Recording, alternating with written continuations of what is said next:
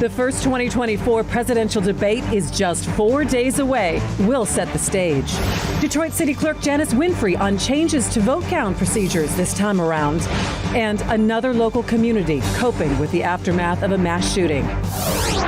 Today is Sunday, June 23rd, 2024. This is Flashpoint. Hi there and welcome to Flashpoint. I'm Christy McDonald. Devin Skillian is enjoying the weekend off. And aren't we all enjoying sweating it out? It is the first official weekend of summer and it is starting to cool off, maybe just a little bit. Ford fireworks are coming up tomorrow night, which always lights up the sky here in Detroit. And we are launching into serious campaign season. In just 5 days, President Biden and former President Trump are expected to meet on the debate stage. It is a debate that breaks the rules, and a couple of pundits say it could be as important as the Nixon-JFK debate. Well, we'll get to that with our roundtable. Plus, it has been a difficult week in Rochester Hills in the aftermath of the mass shooting at its Brooklyn Plaza splash pad. There are also questions about who could be held responsible. Oakland County Sheriff Mike Bouchard and Rochester Hills Mayor Brian Barnett will join me. And then the safety and integrity of our vote this season. After chaos in the 2020 election at the then TCF Center, Detroit City Clerk Janice Winfrey talks changes to ensure a better process. Flashpoint starts right now.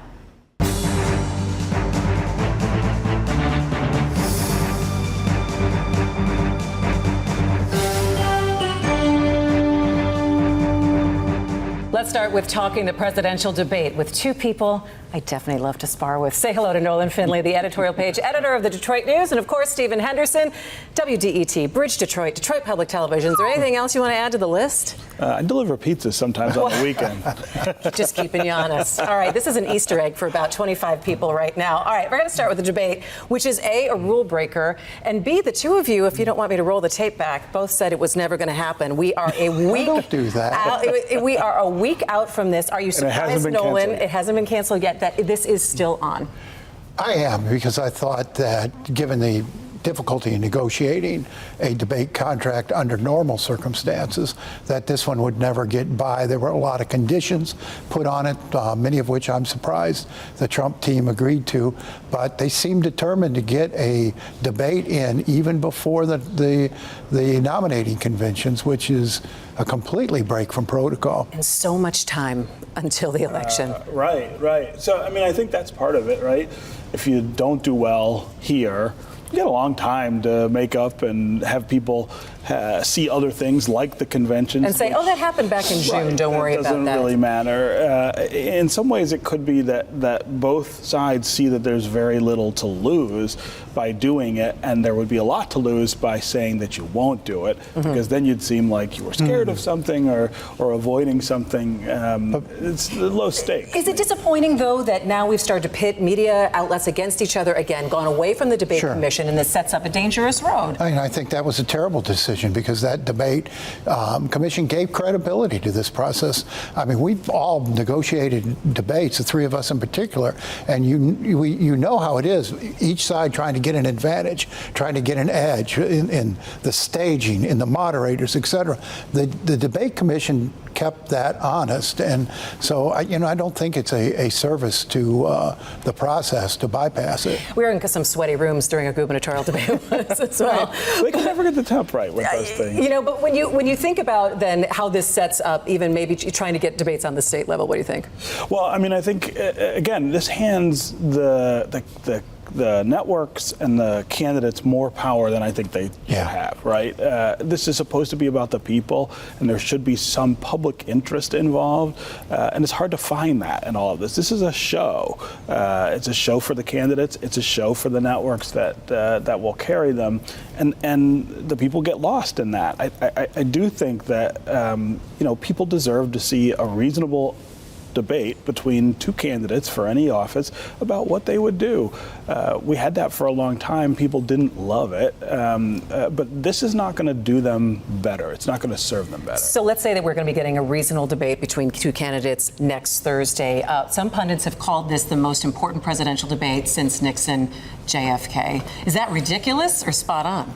Well, it's probably somewhere in between that. I think it's an important debate, and you might wonder why we're having it before the conventions, and it may be sort of both parties' last chance to correct course before going into that convention. If somebody falls on their face, I don't expect either one of them will completely founder on that stage, but nor do I think either one of them will be particularly impressive, because they haven't been up to this point in the campaign. What do you think? I mean, I think this will be a bad show. I'm gonna temper my language a little bit there. I just think that, again, it's not structured to be informative. It's not structured to help people learn about these candidates. It really is about one side trying to either embarrass or show up the other, and there isn't some sort of mitigating force in the middle to temper all that. I think it could be pretty wild. So go ahead. And I think will be the great disappointment here. All they do is yell at each other. If I wanted to see two old guys screaming at each other, I'd just go down to the bocce ball court. That's a visual that I think that now is all stuck in our brain. All right, but when we look at this, and they've already, flipped the coin, so Biden is going to be on the right side of the stage. Trump is going to get the last word on this one. In both camps, I think it's interesting to see that they are talking about it is going to be mental and physical fitness for both of them in terms of what people will be watching for. Sure. I mean, you've got two advanced aged human beings on stage to do this. I mean, surviving it is part of this in some ways, and that's what it seems like it's in doubt when you see the two of them campaigning and dealing with the kind of physical rigors of just their lives. Standing on stage for this long and focusing and answering these questions it's not easy. And I don't know. It's not easy for anyone, regardless of age. Regardless of age, and given their advanced age, I just think this could be a lot harder. All right. I'm interested in messaging. I mean, at some point in this campaign, they're going to have to pivot away from just attacking one another and present a vision to the country. So two issues then. Two issues that you think that each one of them need to address. Inflation, spending, the economy, and the border. I think those are the things that are on voters' mind, and the places where they sort of differ most greatly. I think if you're Trump, you've got to address the criminal prospects you face, this conviction, these other charges. Independents are people who care about law and order, doing what you're supposed to do. He's got to win those independents to win the election. He's got to make some argument about why they shouldn't consider that as part of their calculus. I think if you're the president, you need to play up your record. I mean, the things that have happened in the last 4 years that had not happened, child poverty is at an all-time low, all kinds of crazy stuff. You got to make that sell at this debate. Well, I got to tell you, the people who might be sweating right now are the moderators, and we all know how important a moderator is right now. And absolutely. Timekeepers, referees, the whole easy 9 yards. Job. It's easy. There's nothing to it, friends, right? Stephen Henderson, Nolan Finley. It's always good to see you guys. Thank you. All right, coming up next, a week after the mass shooting in Rochester Hills, how a city is healing and looking at safety for more summer events. Oakland County Sheriff Mike Bouchard and Mayor Brian Barnett join me coming up next. Stay with me.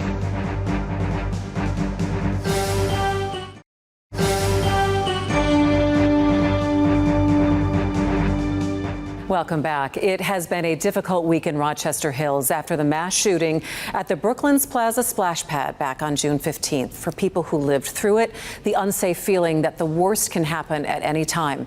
And for first responders who have had now to deal with multiple mass shootings like Oxford, there are also the legal questions now. Who can be held responsible?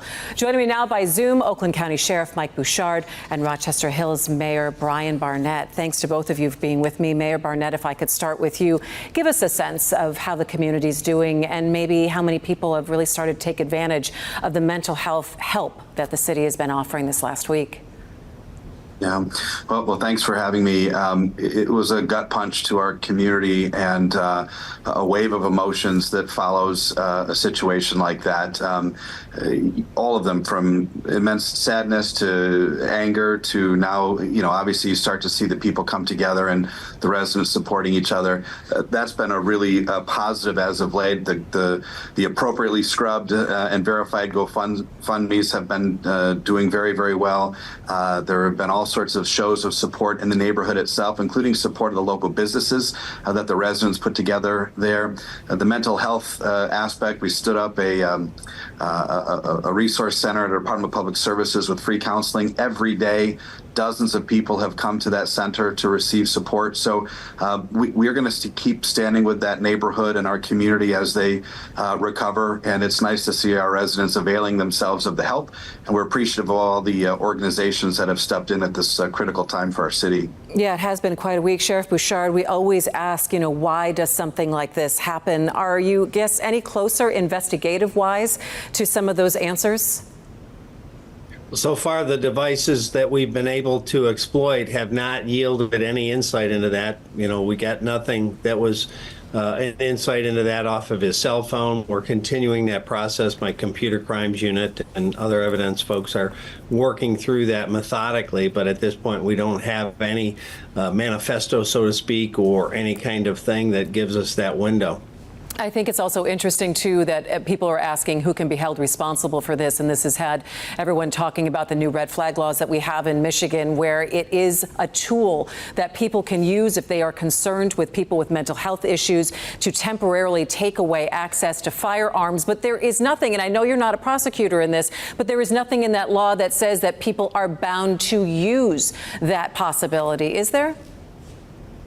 No, there's no requirement. It's a path to intervene. And that's one of the things I've been saying, for many, many years. I've studied active shooters and these crisis points across the globe for over 25 years. If you go back all the way to Columbine, there were signs that those folks were off the rails and were acting in a strange way. And that information wasn't robustly shared. And then fast forward in our own tragedy in Oxford, we weren't brought into that meeting at the school when he had been drawing, images, if you will, of guns and searching ammunition and blood everywhere. We need to share that information because people that are in a position to see here or something, they need to say something. Loop in a mental health professional, call public safety, because we can't intervene at these inflection points if we don't all communicate. And so in this particular situation, we've uncovered nothing that anyone had any communication that he had been walking around the house with a weapon, muttering about being listened to and being watched. I mean, those are obviously concerning actions. Mayor Barnett, let me ask you, there's a lot of summer activities that are going to be coming up in Rochester Hills. And of course, people will be thinking about safety and security. And maybe Sheriff Bouchard, you can pick up on this after the mayor. What is the city doing to make sure that people feel okay in gathering together? Yeah, well, we've made a decision early on. First of all, we will follow the direction of our public safety professionals. And obviously, the most important thing we can do is continue to make sure that our residents are as safe as possible, especially when we are hosting city events. That being said, we aren't going to change who we are or what we value. And we're not going to cede our parks or our outdoor times or our community gatherings and events because of an individual. So we are moving forward with most of our community events. Like I said, we'll work with our public safety partners to make sure that they're as safe as possible. But I think that's an important part of the healing process. And we've actually gotten a lot of support on social media for this position. Sheriff, when you can jump in a little bit and looking at security when you have these events around Oakland County, what kind of runs through your mind in terms of precautions that you maybe have to step up or take a different look at? Yeah, well, we've been doing that for many years. And unfortunately, we live in a country where there are people that are evil and have evil intentions, and we have a very open society, so there's a lot of targets for them. So we have been ramping up our activities on that front, as we see things happen elsewhere. So, for example, after the tragedy in Illinois where a person was on a rooftop during a parade and opened fire on the crowd, we've been doing a lot of activity with our aviation unit, our helicopters, to provide overwatch, to look for activity that might be dangerous or might be an indicator of a problem so that we can respond and try to mitigate it before it starts. So we've been doing overwatch for parades, for large-scale events, gatherings, festivals, the Dream Cruise for years, and we're going to continue to do that. And unfortunately, we're going to have to do even more of it. So the requests are going up from all of the local communities, whether they have the sheriff's office as a primary agency or not. They're asking for us to provide aerial support, drone support, tactical support, and tragically, that's the world we currently live in. Yeah, Sheriff, real quick, if you could touch on how your first responders are doing. Again, a lot of them responded up to Oxford and now into this mass shooting, and you've talked about the need for mental health services for those who protect and serve. Yeah, it's very draining emotionally to everybody. The whole community obviously is affected. But, for my team, we've been to now not just 3, which were very, very well publicized, Oxford, MSU, and now Rochester Hills. But they're going to calls like that on a regular basis. We actually had to leave one of the victims from Oxford's wake to go to an active shooter in Orion. So they're dealing with this on a regular basis, and it's incumbent on me as their leader to get them some help, some support so that they can process and keep moving forward. And it's really incumbent, and it's been a failure from both Lansing and Washington to support that effort on a substantial scale, not just for the mental health of our people in public safety, the police and fire and EMS, but the community at large. Mental health services aren't as fully staffed and robust with inpatient, outpatient as they should be. And as a result, we're seeing more and more tragic mental health occurrences. All right. Oakland County Sheriff Mike Bouchard and Rochester Hills Mayor Brian Barnett, thank you so much for being with me. We appreciate it, and we'll be in contact with you in the coming weeks.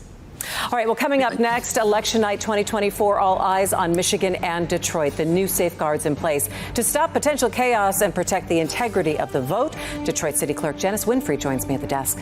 Coming up next.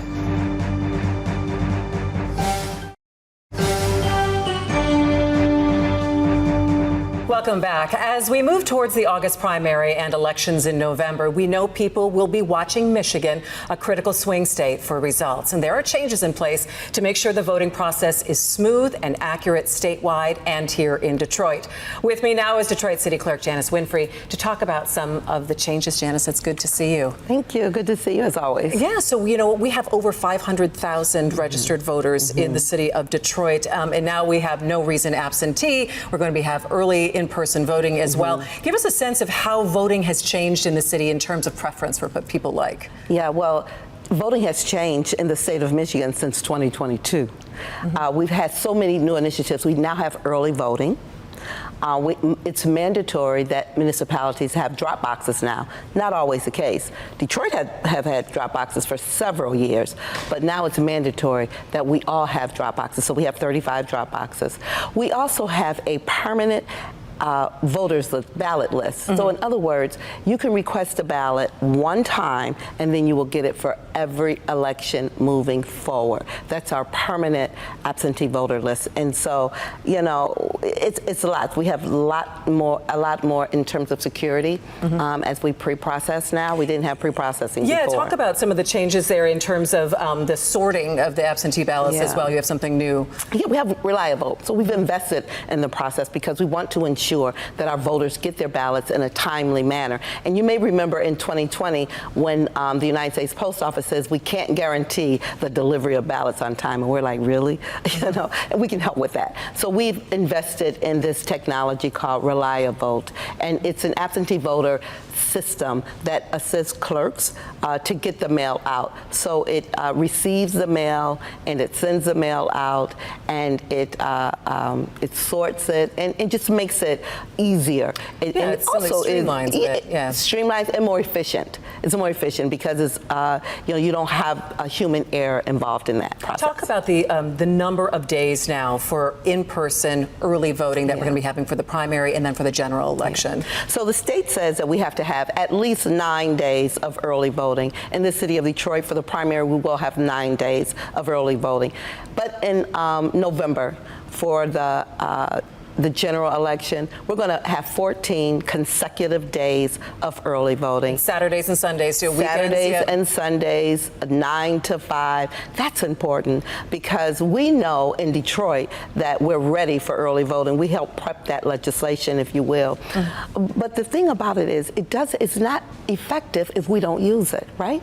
So it's important that our citizens get out and vote early. Vote when it's convenient for you. You don't have to wait until Election Day. If you want to go to vote your ballot after church on Sunday, you can do that now. So we have 14 early vote sites. All about access. I want to talk about safety and security, though. People will think back to 2020, what happened at the then named TCF Center when you had challengers there, and it was a chaotic scene for everything that had to happen. What changes are in place for security-wise? How many challengers can be there, and what you anticipate happening this time around? Yeah, so we don't expect the chaos that happened in 2020, that's for certain. And there's legislation and rules and law now that prohibits that. But now there can only be one challenger for every 8 poll workers, and that's good. We'll have less poll workers than we had before because of pre-processing that we have now. We'll have 9 days of pre-processing. So we don't need as many poll workers at one time. So it will be far less people in that area. The other thing that we'll have is, of course, is more security. We'll have those members of the security in uniform, outside of uniform. We'll have at every level, the federal level, state level, and of course, our local police officers will be there as well. What about access for media?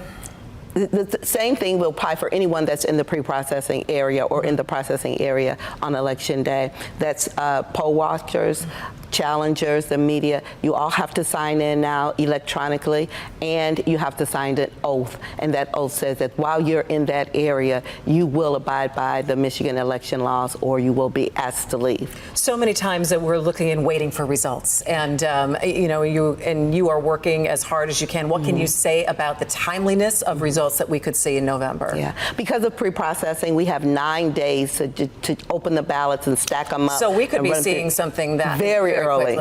Early. My thing has always been by the 11 o'clock news, but we'll be done by 10, by 9:30. We expect to be done regardless of the volume because of the pre-processing process that we have in place now. Any pressure, Janice, when nationally people will be watching Michigan, specifically Detroit, on what will be happening on election night and the integrity of the process? For me, it's always pressure to get it done right. And to make sure that there's little or no error. So the pressure for me is no more than it usually is for any election, because I see every election as an important election and as an opportunity for the voters to get their voices heard. All right, if people need information, where should they go?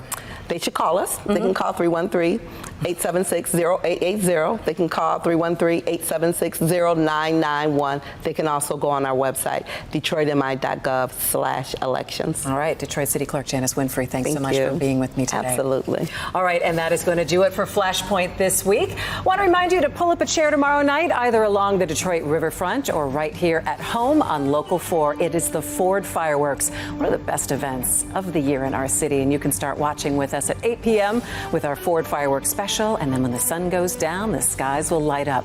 Make sure you join us for that. Devin is back in the big chair next week, and for all of us here at Local 4, I'm Christy McDonald. You take care, and I'll see you again.